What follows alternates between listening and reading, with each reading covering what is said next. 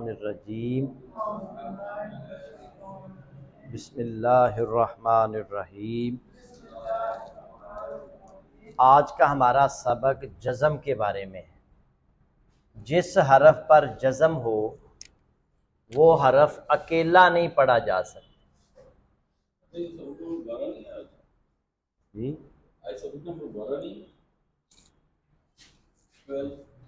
11 پتہ یہ چینج کیا تھا کسی نے؟ آج کسی چینج کیا ہے؟ 12 بنتا ہے۔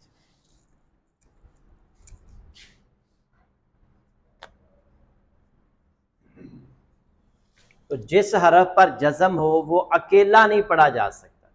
جیسے یہ حرف ہم نے پڑھے با زبر با، با زیر بی، با پیش بو، با دو زبر بن، با دو زیر بن، با دو پیش بن۔ تو جزم والا حرف یہ نہیں پڑھا جا سکتا۔ اس کو پڑھنے کے لیے ہمیں حرکت چاہیے، زبر زیر پیش۔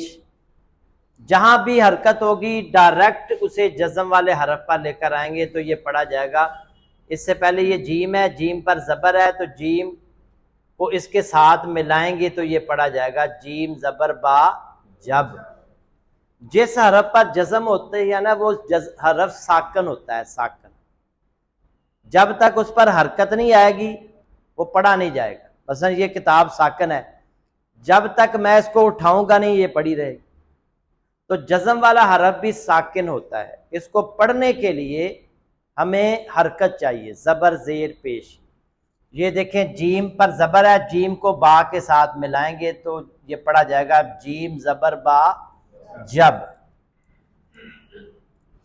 اچھا، یہ جزم والے حرف کے بعد جہاں پر بھی حرکت ہوگی اسے ڈائریکٹ جزم والے حرف پر لے کر آئیں گے۔ درمیان میں 1 2 3 4 حرف ہوں وہ پڑھے نہیں جائیں گے۔ جیسے یہ دیکھیں لام پر جزم ہے، اس سے پہلے الف پر حرکت نہیں ہے، واؤ پر حرکت ہے، زبر ہے، واؤ کو لام سے ڈائریکٹ ملائیں گے، یہ الف نہیں پڑھا جائے گا۔ واؤ زبر لام ول، عین زبر صاد اس، ول اس رازر ری، ول اس ری پڑھیں۔ بعض لوگ اس طرح پڑھتے ہیں واؤ زبر الف لام، یہ غلط ہے۔ واؤ کو لام سے ملانا ہے، یہ الف نہیں پڑھا جائے گا، واؤ زبر لام ول۔ اب یہاں دیکھیں اگلی مثال میں لام پر جزم ہے، اس سے پہلے الف ہے، پھر یا ہے۔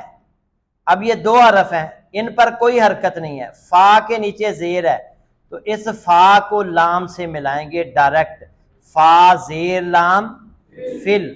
درمیان میں یہ 2 حرف پڑھے نہیں جائیں گے، فل ارضی، فل ارضی۔ یہاں بھی دیکھیں یہ لام پر جزم سے پہلے الف پھر الف، ان پر حرکت نہیں ہے، کاف پر حرکت ہے، کاف کو لام سے ڈائریکٹ ملائیں گے، وَاسْتَبَقَ الْبَابَ، وَاسْتَبَقَ الْبَابَ۔ یہاں دیکھیں لام پر جزم، اس سے پہلے الف پھر واؤ، 3 حرف ہیں، ان پر حرکت نہیں ہے، لام کو لام سے ملائیں گے، لام پر پیش ہے، قَالُوا الْآنَ، قَالُوا الْآنَ۔ تو جزم والا حرف اکیلا نہیں پڑھا جا سکتا، اس کو پڑھنے کے لیے ہمیں حرکت چاہیے۔ حرکت جہاں پر بھی ہوگی ڈائریکٹ جزم والے حرف پر لے کر آئیں گے۔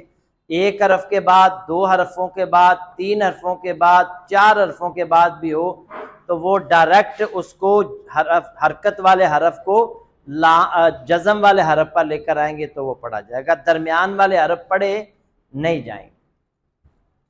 دوسری بات، اگر را پر جزم ہو اور اس سے پہلے زبر یا پیش ہو تو را کی آواز موٹی ہو جاتی ہے۔ جیسے یہ دیکھیں را پر جزم سے پہلے زبر ہے تو را موٹی پڑھیں گے، ارسالہ، ارسالہ۔ را پر جزم سے پہلے پیش ہو تو را کی آواز پھر موٹی پڑھی جائے گی، مرسلن، مرسلن۔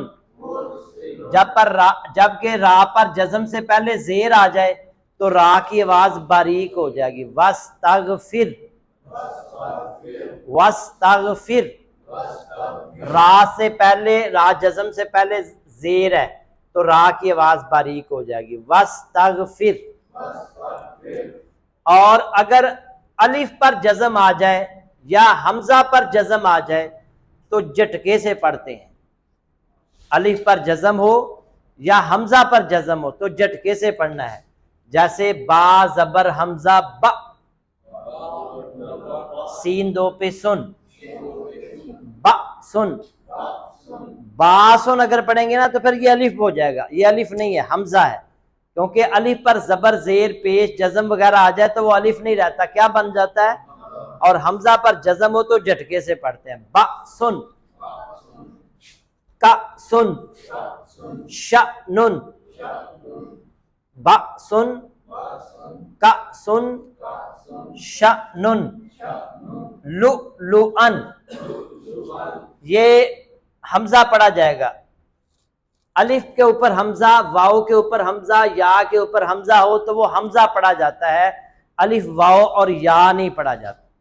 یہ حمزہ چھوٹا حرف ہے نا، تو اس کو لکھا جب جاتا ہے تو اس کے نیچے الف واؤ یا لکھے جاتے ہیں، یہ کرسیاں ہیں اس کی، حمزہ کی کرسیاں ہیں، ٹھیک ہے جی، الف واؤ اور یا۔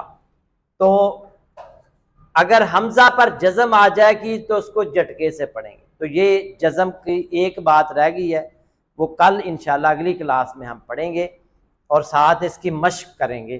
تو جزم والا حرف ساکن ہوتا ہے، اس کو پڑھنے کے لیے ہمیں حرکت چاہیے، زبر زیر پیش، تو جیسے جیم زبر با جب، اور حرکت جزم والے حرف سے پہلے جہاں بھی حرکت ہوگی، ایک حرف کے بعد ہو، دو حرفوں کے بعد ہو، تین حرفوں کے بعد ہو، تو وہ ڈائریکٹ حرکت کو جزم والے حرف پر لے کر آئیں گے تو وہ پڑھا جائے گا، جیسے والعصری، فی الارضی، واستبق الباب،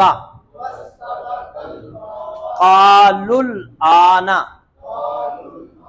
اور را پر جزم سے پہلے زبر اور پیش ہو تو را کی آواز موٹی ہو جاتی ہے، ارسل مرسلن، اور را پر جزم سے پہلے زیر ہو تو را کی آواز باریک ہو جاتی ہے، واستغفر، اور الف پر جزم، حمزہ پر جزم ہو تو جھٹکے سے پڑھتے ہیں، با سن، کا سن، شأنن، لؤلؤن۔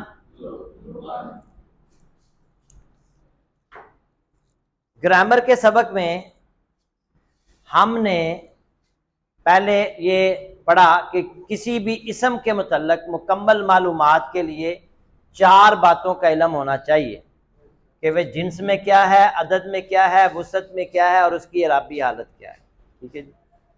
تو یہ ہم مکمل کر چکے ہیں۔ کل ہم نے اعرابی حالتوں کا سبق پڑھا تھا۔ مجھے بتائیں محمدن کون سی حالت ہے؟ محمدن، محمدن، ان میں اصل حالت کون سی ہے؟ محمدن، اور باقی دونوں حالتیں تبدیل شدہ حالتیں ہیں۔ اور مسلمون کون سی حالت ہے؟ مسلمانی، نون گروپ ہے، نون گروپ کی حرکتیں نہیں دیکھنی، نون گروپ کی حرکتیں نہیں دیکھنی، ٹھیک ہے جی۔ اور یہ نون گروپ کے نیچے زیر، یہ اس زیر کو دیکھنا ہی نہیں ہے۔ اگر الف نون اور واو نون ہو تو پھر یہ رفعی حالت ہوگی، اور اگر یا نون ہو تو پھر یہ نصبی اور جری حالت ہوگی۔ مسلمانی رفعی حالت ہے، مسلمینی یہ نصبی اور جری حالت ہے، مسلمات رفعی حالت ہے اور مسلمات نصبی بھی ہے، اور اس میں 2 زبریں نہیں آتی، مسلماتن نہیں آتا اور المسلماتا بھی نہیں ہوتا۔ اب اگلا سبق ہے ہمارا مرکبات۔ یہ دیکھیں لفظ اللہ میں نے لکھا ہے، یہ مفرد ہے، جب بھی کوئی کلمہ تنہا استعمال ہوتا ہے اسے مفرد کہتے ہیں، جب بھی کوئی کلمہ تنہا استعمال ہوتا ہے تو اسے کیا کہتے ہیں؟ مفرد۔ اور اس کے بارے میں یہ 4 باتوں کا علم ہونا چاہیے۔ اور اللہ مفرد، کتاب مفرد، والد مفرد، صالح مفرد، جب کوئی کلمہ تنہا استعمال ہوگا تو وہ مفرد ہوگا۔ اچھا، اگر ہم ان دونوں کو ملا دیں کتاب اللہ بن گیا تو یہ مرکب بن گیا. مفرد پلس مفرد از اکول ٹو مرکب. دو اسم جب آپس میں مل جائیں گے تو کیا بن جائے گا؟ مرکب. مفرد پلس مفرد از اکول ٹو مرکب. اچھا اب یہاں دیکھیں اللہ کا کیا معنی ہے، کتاب کا کیا معنی ہے. اب جب ان دونوں کو ہم نے مرکب بنایا تو ترجمے میں اضافہ ہو گیا کی کا، اللہ کی کتاب. اکیلے میں کتاب اور اللہ ملایا تو کیا معنی ہو گیا؟ اللہ کی کتاب. تو اب یہاں دیکھیں یہ کیا ہے؟ کتابن. اور یہاں کیا ہے؟ کتابو. پیش ہے، یہاں دو پیش تھیں. لفظ اللہ کے آخر میں کیا ہے اور یہاں کیا ہے؟ اب ان سب چیزوں کو جاننے کا نام ہے علم المرکبات، کہ یہ دو پیشیں ایک پیش میں تبدیل کیوں ہوئی ہیں، یہ پیش زیر میں کیوں بدلی ہے، ترجمے میں کی کا اضافہ کیوں ہوا ہے. ان سب چیزوں کو جاننا علم المرکبات کہلاتا ہے. میں کہا کرتا ہوں کہ یہ جو حکماء ہیں ان کا ایک علم ہوتا ہے علم المفردات، ایک ہوتا ہے علم المرکبات. علم المفردات مثلا ایک پودینہ ایک جڑی بوٹی ہے، اس کے بارے میں وہ پڑھاتے ہیں طلبہ کو، حکمت سیکھنے والوں کو، کہ اس کے خواص کیا ہیں، اس کی خاصیات کیا ہیں، اس کی تاثیر کیا ہے، کن کن بیماریوں کے لیے فائدہ مند ہے، کن کن بیماریوں کے لیے نقصان کا باعث ہے. ایک جڑی بوٹی کے بارے میں جاننا علم المفردات. اور اگر دو تین جڑی بوٹیاں اکٹھی کر دی جائیں، ملا دی جائیں، پودینہ ہے، ہرا دھنیا ہے، انار دانہ ہے، ادرک ہے، تو ضمناً میں یہاں دھنیے کی بجائے لہسن رکھ دیتا ہوں. یہ چار چیزیں جو ہے نا ان کو آپس میں ملا دیا جائے تو پھر ان کے کیا خواص ہوں گے، تاثیر ہوگی، کیا فوائد ہوں گے، کیا نقصانات ہوں گے. یہ ایک لفظ یاد کر لیں، پالا. آ رہا ہے نا پالا؟ پالا پنجابی کا لفظ ہے نا، سردی لگ. تو پے سے پودینہ، الف سے ادرک، لام سے لہسن، الف سے پھر انار دانہ. تو یہ چار چیزیں جو ہے نا، یہ اگر آپ ان کو چٹنی ان کی بنا لیں ہم وزن لے کر برابر لے کر، تو یہ ہر کھانے کے ساتھ ایک چمچ کھا لیا کریں تو 70 سے زیادہ بیماریاں ہیں کا علاج ہے، بہت ساری بیماریوں کا علاج. ٹھیک ہے جی. تو یہ کچھ جوڑوں کی درد کا مبتلا ہے، کسی کا معدہ خراب ہے یا اس طرح کی، یہ بہت زبردست چیزیں ہیں. یہ چاروں چیزیں پودینہ، لہسن، انار دانہ، ادرک. اور نمک مرچ نہ ڈالیں، نمک مرچ ہنڈیا میں تو ہوتی ہے نا جی، تو آپ ایک چمچ اس کی کھانے کے ساتھ کھا لیں، صبح شام کھا لیں، صبح دوپہر شام کھا لیں، بہت زبردست. تو بہرحال یہ ہے تین چار چیزیں اکٹھی ہو جائیں تو اس کو کہتے ہیں علم المرکبات. اچھا مرکب دو طرح کا ہوتا ہے، مرکب ناقص اور مرکب تام.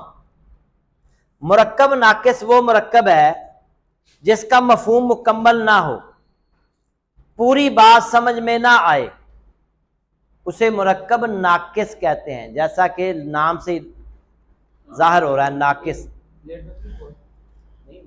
ناقص. ٹھیک ہے جی. جیسے یہ دیکھیں کتاب اللہ، اللہ کی کتاب، مفہوم مکمل نہیں ہے. کون سی کتاب مراد ہے؟ قرآن ہے، زبور ہے، انجیل ہے، تورات ہے. مفہوم مکمل، پوری بات سمجھ میں نہیں آ رہی. والد صالح، نیک لڑکا، یہ بھی مفہوم مکمل نہیں ہے. یہ ہم جب مرکبات پڑھیں گے تو آپ کو آسانی کے ساتھ ترجمہ کر لیں گے، آپ کو پتہ چل جائے گا اس کا ترجمہ یہ بنتا ہے.